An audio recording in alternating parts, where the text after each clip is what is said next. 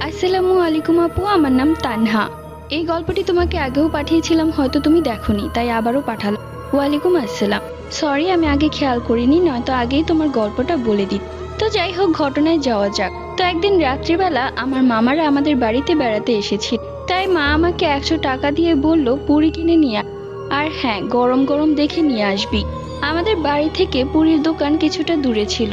আমাদের বাড়িটা ছিল গ্রাম সাইডে, আর গ্রামের ঘর থেকে দোকানগুলো একটু দূরেই থাকে। তো যাই হোক, আমি পুরি কিনলাম 100 টাকার। গরম গরম দেখে দিতে বলেছিলাম, সেও গরম গরম দেখে পুরি দিয়েছে। এরপর পুরিগুলো নিয়ে বাড়ির দিকে রওনা দিলাম। পুরিগুলো নেওয়ার সময় আমার বারবার মনে হচ্ছিল কেউ যেন পুরীর পুটলিটা ধরে টান দিচ্ছে। যখনই আমার এমনটা মনে হচ্ছে, তখনই আমি সাথে সাথে পেছনে ঘুরে তাকাচ্ছি, কেউ নেই, অন্ধকার রাস্তা। এক পর্যায়ে আমি খুব ভয় পেয়ে যাই এবং দৌড়াতে শুরু করি। পেছন থেকে কেউ বলে, এবারের মতো বেঁচে গেলি।